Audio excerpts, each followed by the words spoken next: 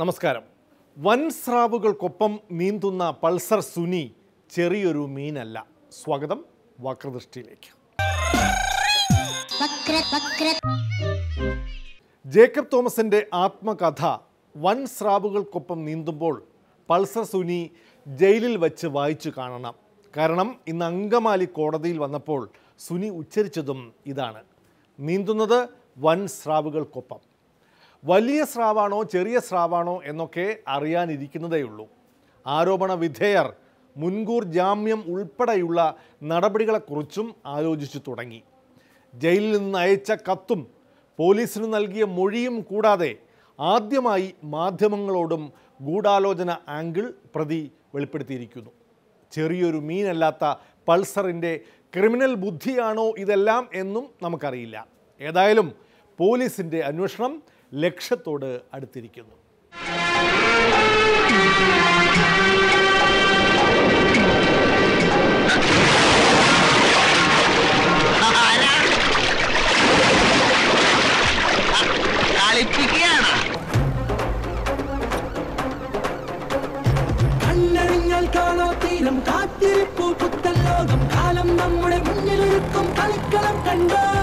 പോലീസിന്റെ അന്വേഷണം വളരെ ശരിയായ ദിശയിലാണ്.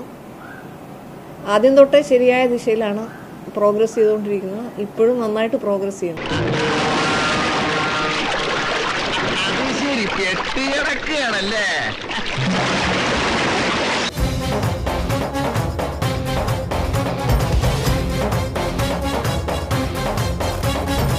ഫസ്റ്റ് ഓഫ് ഓൾ ഇൻവെസ്റ്റിഗേഷൻ്റെ കാര്യത്തിൽ കൂടുതൽ എന്താ ഇൻവെസ്റ്റിഗേഷണൽ ഫൈൻഡിങ്സ് ആണോ we will not say. That is not so that let it. I cannot help it because I cannot help it that only thing, if any varta is affecting the investigation, we will counter that. Otherwise, if you are free to write whatever you like.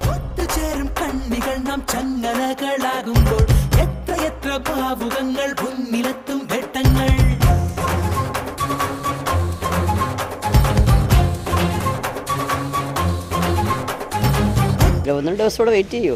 അതുകൊണ്ട് അങ്ങനെ ഒന്നും നിങ്ങൾ ഉത്കണ്ഠപ്പെടേണ്ട കാര്യമില്ല. നല്ല ട്രാക്കിൽ തന്നെയാണ് അന്വേഷണം പോകുന്നത്. കുറ്റവാളികൾ ആരാണെന്ന് വെച്ചാൽ അവരെ അറസ്റ്റ് ചെയ്യപ്പെടും. ഇന്നലെ DGP തന്നെ പറഞ്ഞല്ലോ. പറഞ്ഞത് നിങ്ങൾ കേട്ടില്ലേ?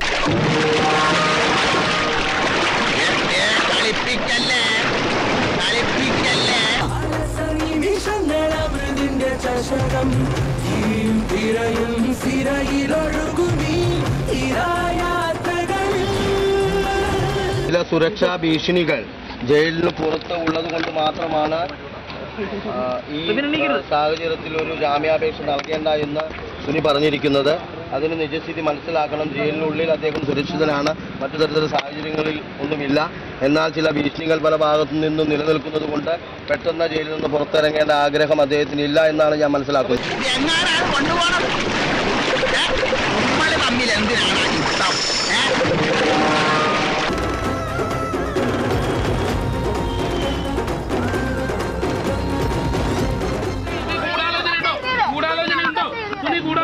പറഞ്ഞോളൂ, ഗൂഢാലോചനയുണ്ടോ?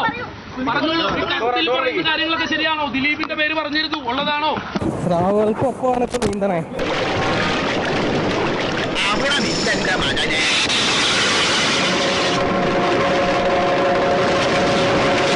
ഗൂഢാലോചന നിലനിൽക്കുന്നു. അത് വൻ സ്രാവുകളാണോ ചെറിയ സ്രാവുകളാണോ നമുക്ക് വരും ദിവസങ്ങളിൽ അറിയാം.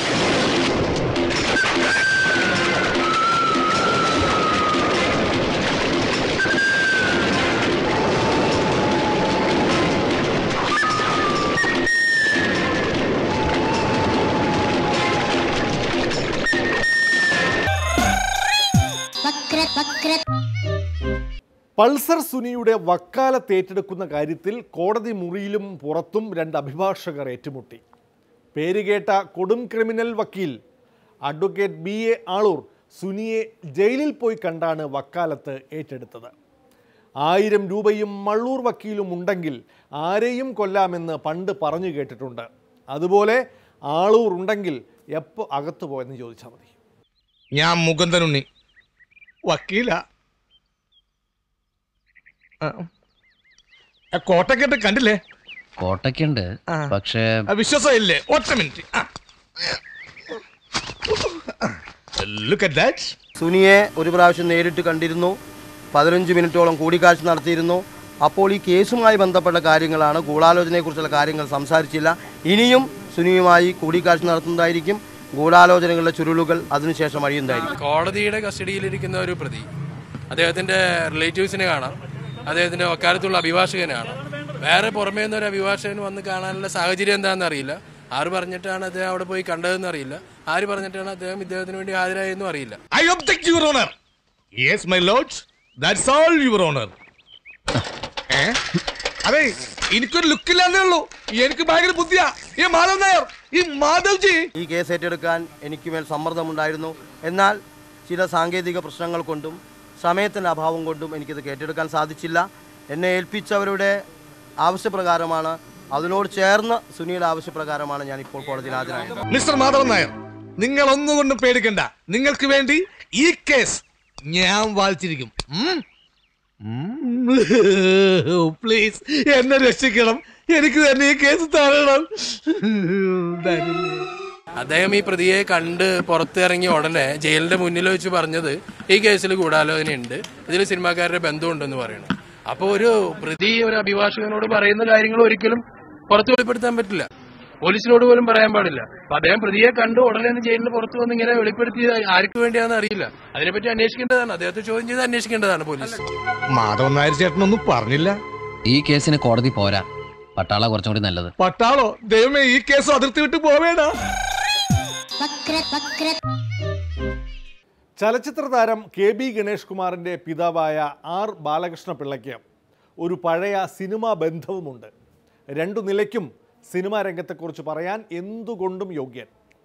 നടി ആക്രമിക്കപ്പെട്ട സംഭവത്തിൽ അമ്മയുടെ നിലപാടിനെക്കുറിച്ചും പൊതുവിൽ സിനിമാ രംഗത്തെക്കുറിച്ചും പഴയ സിനിമാക്കാരൻ കൂടിയായ പിള്ള സാർ പ്രതികരിക്കുന്നു.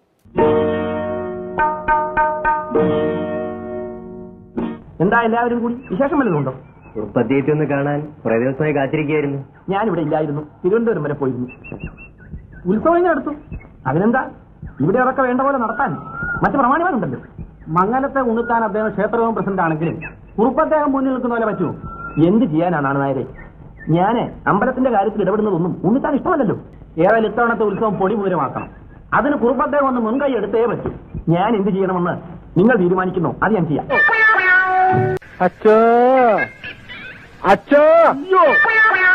അന്ന് വന്ന് നമ്മുടെ ചില ആളുകൾ സമ്മർദ്ദം ചെലുത്തിയപ്പോൾ അഭിനയിച്ചല്ലാതെ അങ്ങനെ ഒരു സിനിമാ ഫീൽഡുമായിട്ട് അത്ര വലിയൊരു ബന്ധമൊന്നും ഉണ്ടായിരുന്നില്ല. അവരുടെ ഒരു ആഗ്രഹം 10 പേര് കയറുന്നെങ്കിൽ അതിൻ്റെ പേര് കയറുന്നെങ്കിൽ കയറണം എന്നുള്ളൊരു വിചാരത്തിൽ പോയി സഹായിച്ചതാണ്. അപ്പോൾ എനിക്ക് സിനിമാ ഫീൽഡുമായിട്ട് അങ്ങനെ പറയത്തക്ക ബന്ധമൊന്നുമില്ല. പക്ഷെ എനിക്ക് തോന്നുന്നത് ഇന്നത്തെക്കാൾ സിനിമാക്കാർ കുറേ കൂടെ കോർഡിയലായിരുന്നു. തമ്മിലൊരു പരസ്പര സ്പർശയും അസൂയയും മറ്റു കുഴപ്പങ്ങളും ഒരാളെ ഒഴിവാക്കാൻ വേണ്ടി മറ്റൊരാളുടെ ശ്രമവും ഒന്നും അന്ന് ആ കാലഘട്ടത്തിൽ ഉണ്ടായിരുന്നില്ലെന്നാണ് എൻ്റെ ഒരു വിലയിരുത്തൽ. നിങ്ങൾ ഒന്നുകിൽ ഇത് നിർത്ത്, അല്ലെങ്കിൽ ഇത് പിരിച്ചു. ഇത് അമ്മയുടെ യോഗത്തിനേക്കാൾ മോശമാകുകയാണല്ലോ. എവിടെ ബഹളം കേട്ടാലും ഇതെന്താ അമ്മയുടെ വാർത്താ സമ്മേളനമാണോ എന്ന് ജനം ചോദിച്ചു തുടങ്ങി. വാർത്താ സമ്മേളനങ്ങൾ നിരന്തരം നടത്തുന്ന ബാലകൃഷ്ണ പിള്ള സാറും അതുതന്നെ ചോദിക്കുന്നു. അമ്മയുടെ യോഗത്തിൽ ചിലത് സംസാരിക്കുമ്പോൾ അത് പുറകിലിരിക്കുന്നവരെ പത്രസമ്മേളനം നടക്കുമ്പോൾ കൈയടിച്ച് പ്രോത്സാഹിപ്പിക്കുന്നതൊന്നും കേരളത്തിൻ്റെ ഒരു സാധാരണഗതിയിൽ നടക്കുന്ന കാര്യങ്ങളല്ല, നടക്കാൻ പാടില്ല. പത്രപ്രതിനിധികൾ അവർക്ക് ഇഷ്ടമുള്ളതും ജനങ്ങൾക്ക് താല്പര്യമുള്ളതുമായ വിഷയങ്ങൾ ചോദിക്കും. ഇപ്പോൾ എന്നോടും ചോദിക്കും, എനിക്കതിന് മറുപടി പറയാൻ കഴിയുമെങ്കിൽ കഴിയണം, അല്ലെങ്കിൽ പറയരുത്. അല്ലാതെ അത് നന്നായി എന്നോ ചീത്തയായി എന്നോ അവിടുത്തെ കേൾവിക്കാർ ഇരുന്ന് കൈയടിക്കുന്ന സ്ഥിതി ഉണ്ടല്ലോ, അത് ശരിയല്ല. രണ്ടുപേരും ഞങ്ങളുടെ മക്കളാണ്, ഞങ്ങൾ അമ്മയുടെ മക്കളാണ്. രണ്ടുപേരെയും ഒരു കാരണവശാലും ഞങ്ങൾ തള്ളി പറയില്ല. അവരുടെ വേദനയിൽ ഞങ്ങൾ ഒറ്റക്കെട്ടാണ്, കേട്ടല്ലോ. ഞങ്ങൾ തള്ളി പറയില്ല. നിങ്ങൾ എന്ത് തലകുത്തി പറഞ്ഞാലും ഞങ്ങളുടെ അംഗങ്ങളായി രണ്ടുപേരെയും ഞങ്ങൾ മക്കളായിട്ട് കണ്ട് കൂടെ സഹോദരങ്ങളെ കൊണ്ട് നടക്കും. ഞങ്ങൾ തള്ളി പറയില്ല, അതിന് ആരും ശ്രമിക്കേണ്ട. രണ്ടും അമ്മയുടെ മക്കളാണെന്ന് അവർ പറഞ്ഞില്ല. അമ്മയുടെ മക്കളാണ് രണ്ടുപേരും. അതുകൊണ്ട് രണ്ട് കാര്യത്തിനും ഞങ്ങളിപ്പോൾ കക്ഷി പിടിക്കുന്നില്ല. അവർക്ക് ധാർമ്മിക പിന്തുണയുണ്ട് എന്നല്ലേ പറഞ്ഞു. അത് ഇളയ മക്കളോട് അമ്മയ്ക്ക് കൂടുതൽ ഇഷ്ടം വരും. മൂത്തതോ ഇളയതോ ഒന്നും എനിക്കറിയത്തില്ല. ഏതായാലും ഇപ്പം എല്ലാവരോടും ഒരു അമ്മയ്ക്ക് 4 or 5 മക്കളുണ്ടെങ്കിൽ എല്ലാവരോടും ഒരുപോലെ സ്നേഹമാണെന്നൊരു ഒരു മൃഗങ്ങളാണെങ്കിലും മനുഷ്യനാണെങ്കിലും വരും. ചിലപ്പോൾ കൂടുതൽ സഹകരിക്കുന്നവരും കൂടുതൽ സഹായിച്ചവരുമായ ആളുകളോട് കൂടുതൽ ഇഷ്ടം വരും. അത് രാഷ്ട്രീയത്തിനും വരും, എല്ലാത്തിനും വരും. നമ്മുടെ മന്ത്രിമാരെ എടുക്കുന്ന പോലും അങ്ങനല്ലേ. നടി ആക്രമിക്കപ്പെട്ട സംഭവത്തിൽ അമ്മയുടെ പ്രതികരണത്തെക്കുറിച്ച് ഇത്രയും ശക്തമായ പ്രതികരണം വാർത്താ സമ്മേളനത്തിൽ നടത്തുന്ന ഒരേ ഒരു രാഷ്ട്രീയ പാർട്ടി പിള്ള കേരള കോൺഗ്രസ് ആയിരിക്കും. ഈ നടിയുടെ പ്രശ്നം ഉണ്ടായപ്പോൾ സിനിമാ ഫീൽഡിലുള്ള മുഴുവൻ ആളുകളും ഈ തെറ്റായ വൃത്തികെട്ട സംഭവത്തിനെതിരായി വളരെ ശക്തമായി പ്രതികരിക്കുകയും രംഗത്തിറങ്ങുകയും ചെയ്യേണ്ടതായിരുന്നു എന്നാണ് എൻ്റെ വിശ്വാസം. രാഷ്ട്രീയത്തിൽ ഡിപ്ലോമസിയാണ് അമ്മ വിഷയത്തിൽ പിള്ളസാറിനും. ആദ്യഘട്ടത്തിൽ കേസിലിടപെട്ട് നടിയെ സഹായിച്ചതും അമ്മയുടെ മക്കൾ തന്നെ എന്നും പിള്ളസാർ പറയുന്നു. അതായത് പിന്നീട് പ്രതികരണം ദുർബലമായി എന്ന്. ആദ്യം ഈ സംഭവം നടന്നപ്പോൾ തന്നെ അമ്മയുടെ ആളുകളല്ലേ ഇത് കേസാക്കിയതും, അമ്മയിൽപ്പെട്ട ആളുകളല്ലേ ഇത് പിന്നെ മുന്നോട്ട് കൊണ്ടുപോകാൻ സഹായിച്ചതും. നമ്മുടെ എന്താണ് ഈ ഭാരത് അവാർഡ് കിട്ടിയ എന്താ പുള്ളിയുടെ പേര്, പുള്ളിയുടെ വീട്ടിലാണല്ലോ വിളിച്ചെന്ന് ആദ്യം ലാല്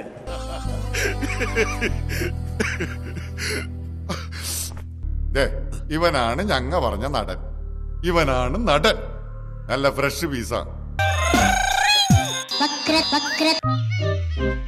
പോലീസ് സ്റ്റേഷനുകൾ വൃത്തിയാക്കാൻ DGP നൽകിയ നിർദ്ദേശത്തെ തുടർന്ന് സംസ്ഥാന വ്യാപകമായി പോലീസുകാർ സ്റ്റേഷൻ പരിസരം വൃത്തിയാക്കാൻ ഇറങ്ങി. ലോക്കപ്പുകളിൽ കിടന്ന സ്ഥിരം പ്രതികളെയും ക്ലീനിങ്ങിനൊപ്പം കൂട്ടിയിട്ടുണ്ടാകും. എന്തായാലും പോലീസ് ആസ്ഥാനത്ത് DGP ബെഹ്റയും ADGP തച്ചങ്കരിയും ശുചീകരണത്തിന് നേതൃത്വം നൽകി.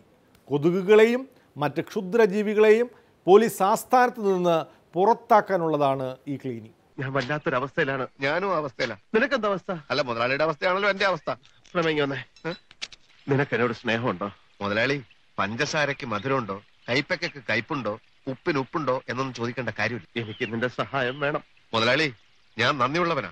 ആ നന്ദി ഞാൻ എന്നും കാണിക്കും, എന്തും ചെയ്യും.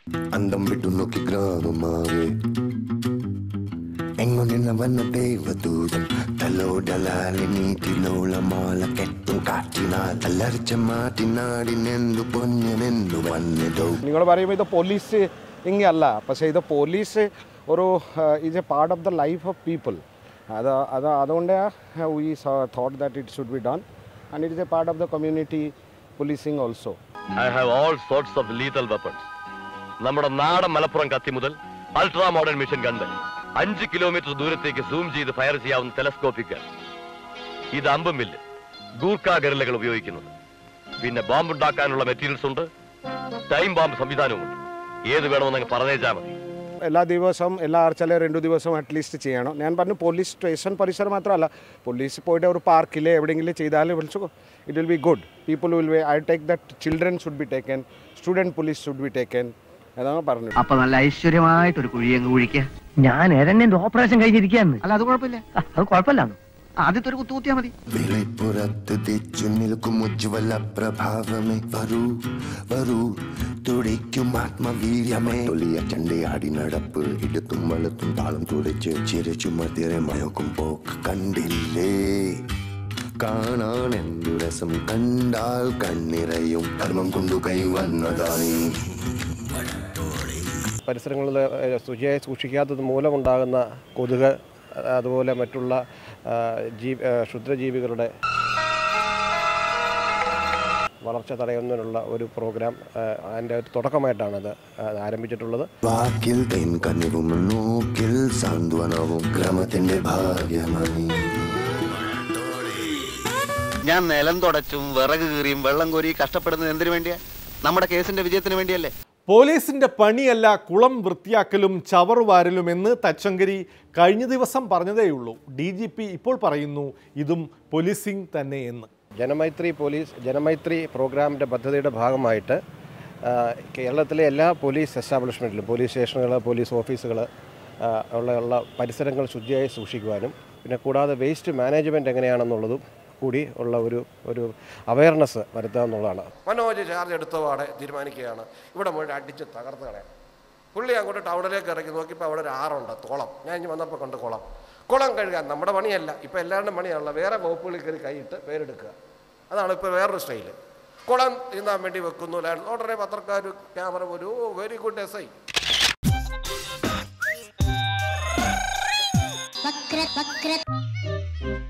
വക്രദൃഷ്ടിയിൽ ഇനി ഇടവേളയാണ്. KSUവിൻ്റെ സമര മഴ. ഇടവേളയ്ക്ക് ശേഷം